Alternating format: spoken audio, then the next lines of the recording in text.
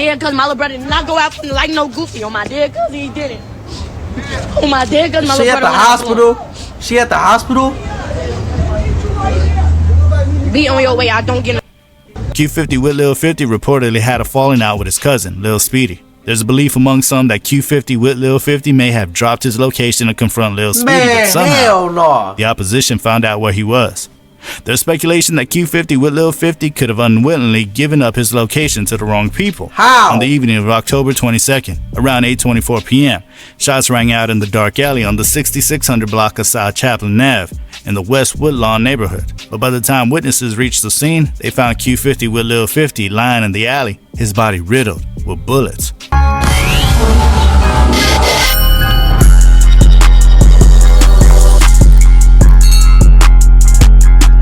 Good job, man. Back with another little video today. We gotta say crazy story on why they put the hit on Q50WLIL50. If y'all know who he is a Chicago teen that was murdered probably about a month ago. Probably what this video talking about. Before we start though, you already know what the business is. Like the video, share, subscribe to the channel. Let's tap into this video, see what it's talking about, man. Your last or the last song you dropped came around flexing. That got almost 40 million views in a month. Oh no. That got you a lot of attention, right? Yeah. I ain't know that bitch gonna do that. I think we got 100K in like a week. I mean like 3 weeks. 8 days, yeah, I'm picking. Yeah, like 8 days, 100K in 8 days. The cursed couch, I didn't even peek. I was happy as hell that bitch. Look, no, that bitch. Alright, so at 15 years old, Q50WLIL50, a rising rapper from Chicago's Southside, has been ambushed and taken out. His interview with DJU just dropped about 48 hours ago, and before that, DJU had talked about Bloodhound Lil Jeff and Lil Scoom, both of whom were gone shortly after their interviews. But in the past 6 months, we've seen 3 people go down after their interviews on that platform. Damn. Now, people are starting to talk about DJU's platform being cursed after that last interview with Q50WLIL50. The beef behind it was wild, with his sister calling out the person responsible and even putting a $20,000 bounty on their head. What? Now, his own cousin's trolling his death. There's a lot to unpack here, but let's break down this beef that ended up taking out a promising talent in Chicago's music scene. So let's dive into it. I ain't gonna play. On my dead cousin, my little brother did not go out like no goofy. On my dead cousin, he didn't. On my dead cousin, my little brother. She at the hospital? Be on your way, I don't get my little brother did not go out like no goofy. And I know that's for a fact. If you're into drill music, you probably stumbled across Q50WLIL50 while browsing through YouTube, especially if you were looking up videos related to Bloodhound Q50. Oh God. These guys have been racking up views pretty quickly. You know those YN memes you've probably seen floating around, the ones where it says your YN pulls up on you with a switch? Yeah, this is basically the real life version of that. These YNs are wild, and they're mad young, and people have been calling them out for trying to copy the style of Bloodhound Lil Jeff and Bloodhound Q50. Hey, I ain't even gonna lie, if you wanna copy that, you're fucking crazy. Lil Jeff was a demon, Q50 a demon, I don't even know why you would wanna copy that. Hell no. You're tweaking, bro. Y'all think King Von was bad? Y'all think King Von was bad? Lil Jeff was worse, and Q50, y'all motherfuckers tweaking, bro. Want to be one of them? Hell no, I don't want to live that lifestyle. Imagine the pain, the trauma they go through on the daily, bro. Not even physically, mentally, bro. You feel what I'm saying? Like, imagine how Q50 going through it right now, bro. He lost Lil Scoom and he lost Lil Jeff, man. Come on, bro. You think he cool right now? Like, you feel me? Like, I see motherfucker snorting them up and on live and hitting the on live. Like, what the fuck? Like, that, he's not okay, bro. Folks like him, y'all tweaking, bro. Riv, your life's pretty much done for. No. Why fried? Play that, Quan. Y'all tweaking, bro. Oh hey, God. Yeah, play that. Turn up. Man, that old ass song, man. But it wasn't just from Bloodhound's influence that turned them into these crash dummies. It's something that's been passed down from another legendary crash out that you've probably heard. I say King Von. Q50WLIL50 reps Black PE Stones from the West Inglewood area, a gang called PGF, Psycho Gang Forever, named after their fallen member, Psycho, who was killed in 2017. Their biggest name was PGF Nuke, who was making some serious noise in the city a few years ago, even collabing with Polo G and other big rappers. Yeah, his Things went sideways for him, and he ended up locked up for a while after multiple carjackings. Yeah, his dumb Dude ass had a whole record, songs with huge artists, but ended up caught up in the streets again. Q50WLIL50 was originally from the 69th and Pina area. He says back in the day he was bad, stealing bikes around the neighborhood. Over time, things escalated, and he ended up linking with members from 59th and Poina, where PGF is based. He was raised mostly by his sister, who was just a couple of years older than him, because their mom kicked them both out. These are rough circumstances, man, and it led him straight into that crash out lifestyle. Q50 had beef with a lot of people, both online and in real life, and they were known for airing all their business out. It gained him a lot of enemies, but also a lot of attention and fans. The problem is, the same things that get you all clout can also end your life. Now we gotta break down how this went down, the beef that led to everything. I'm not sure if he was trying to be like Bloodhound Lil Jeff or King Von, but the stuff like this that he was posting online was next level. Oh God, what the was amount it? of people trying to take him out, just based on the mess he was involved in, could have been anyone. Imagine beefing with your own cousin to the point where after you get killed, your cousin now's out there dissing you. Damn. Man, what the fuck?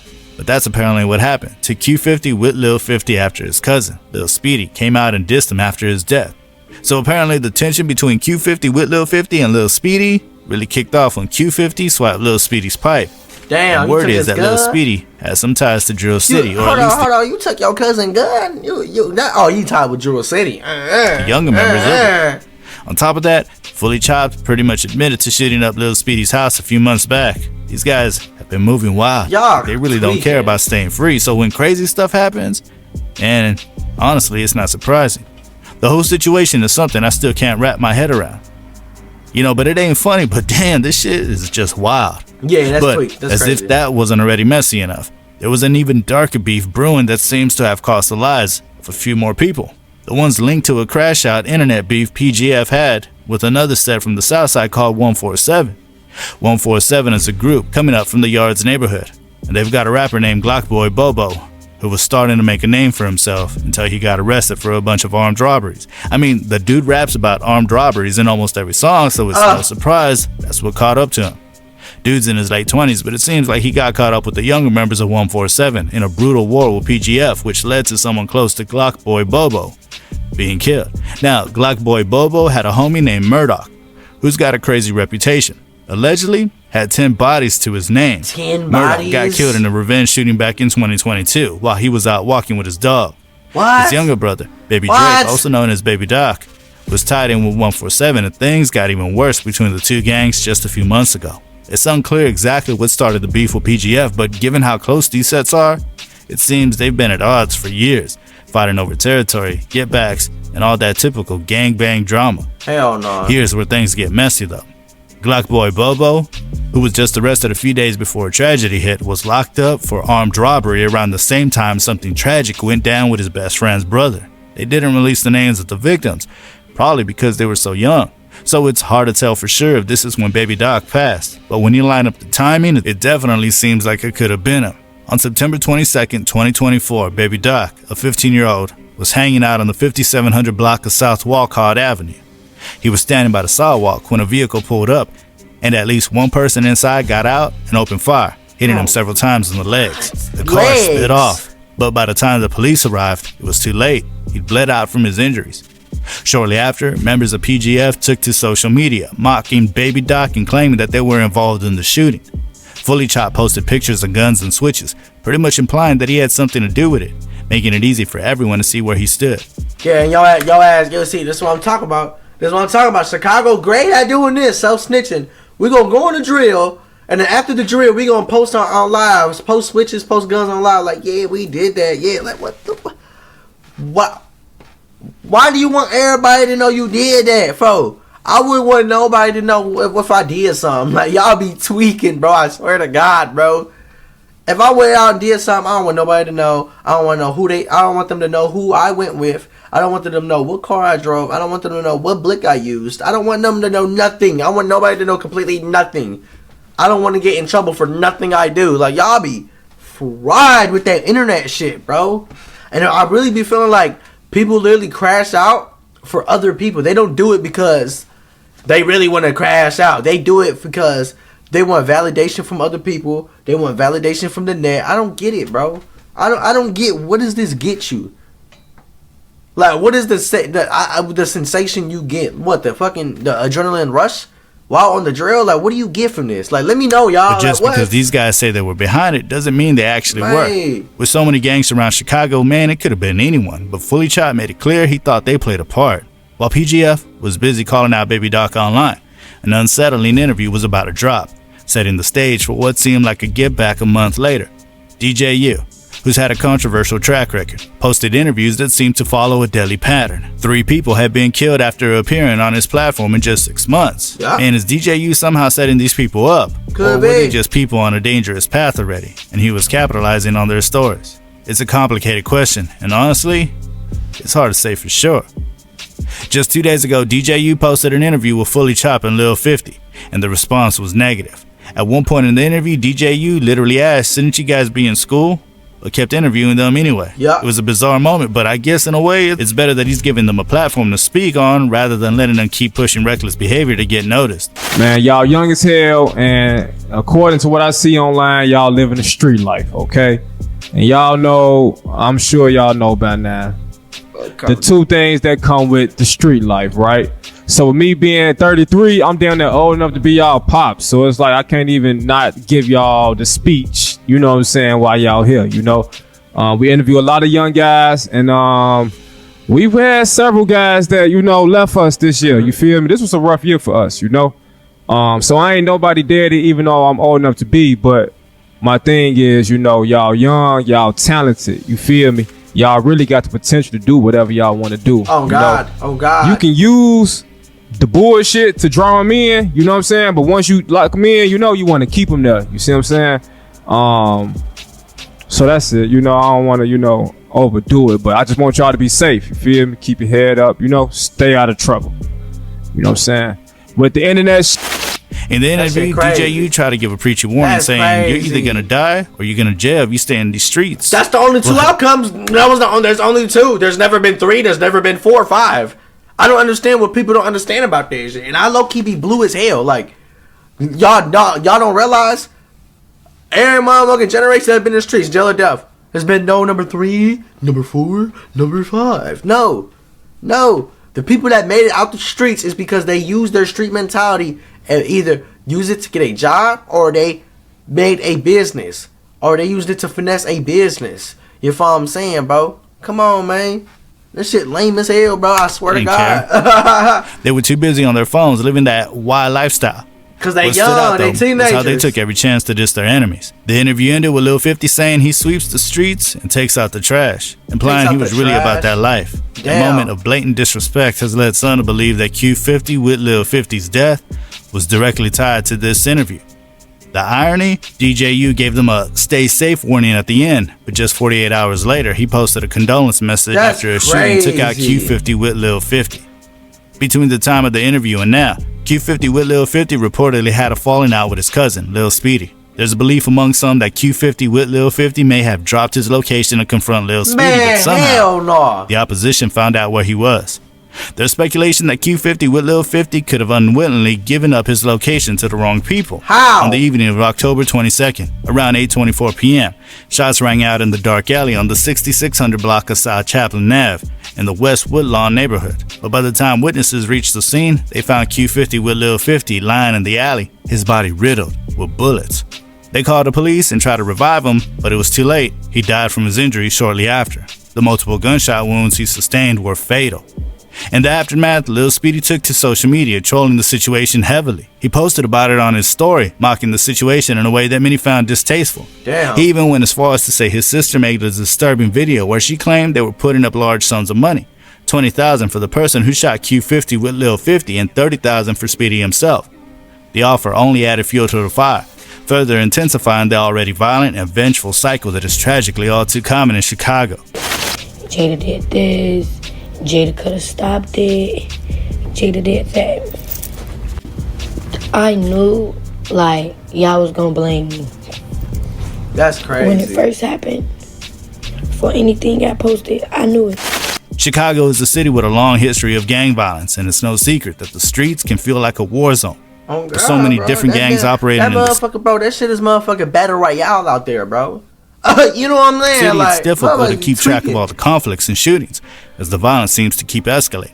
What's worse is that people are increasingly desensitized to it, constantly trying to one-up each other and settle scores. The tragic part is that people like Q50WLIL50 and Lil Speedy had real potential. They were gaining traction online, pulling in hundreds of thousands of views, and they were still young, still in school. They could have made something out of their lives if they had the right people around them, guiding them in the right direction though. But the reality for many of these kids is that they come from broken families with little to no guidance and are surrounded by influences that pull them deeper into the cycle of violence. It's hard to break out that environment when that's all you know. So, while they may have had a shot at something better, the environment around them made it nearly impossible to escape that fate. The question now is whether they'll learn anything from losing a close friend like Q50WLIL50. Nope. Could his Get death back. be the wake-up call that helps them change their ways? Nope. Unfortunately, in many cases, that cycle just continues. Yup. So the answer is most definitely no. The hardest part about all this is that these young people are trapped in a system where violence seems like the only answer, and the prospect of doing better or achieving something different is often overshadowed by the harsh realities of street life. The pattern is frustratingly familiar. A life lost to senseless violence, a retaliatory response that only leads to more death. And when you have figures like DJU who have a reputation for interviewing people who end up on the wrong side of life, it only adds to the suspicion that the platform itself plays a role in perpetuating these deadly cycles. What the DJU's fuck? platform gives these individuals attention, Bro. but the violence that follows doesn't stop once the interview is over. It continues to play out, often tragically. At the end of the day, it's clear that change will only come when someone in that community makes the choice to break the cycle. Not gonna Look at happen. the environment they're Not gonna surrounded happen. by. They had the opportunity to break the cycle, but they didn't even realize that they really had that, and they wasted their potential. They wasting their potential, bro. I swear to God, bro, this shit wild. Like, they fried, bro. It's hard to see how that can happen. Hopefully, people start to learn from the consequences. But it's Right. not easy when the streets continue to call. The rap scene in Chicago has long been a source of creativity and talent, but it's also been marred by violence and conflict, both in the streets and within the music industry. The city has given rise to some of the most influential voices in hip-hop, but it's also become known for the deep-rooted rivalries that have led to real-world consequences. These beefs, particularly the infamous ones between different factions or sets, often spill over from lyrics into the streets with tragic outcomes. However, there are steps that can be taken to stop this cycle of violence, and rap music itself can be a key part of that solution. To begin addressing the issue of rap beefs in Chicago, it's important to understand the nature of these conflicts at their core.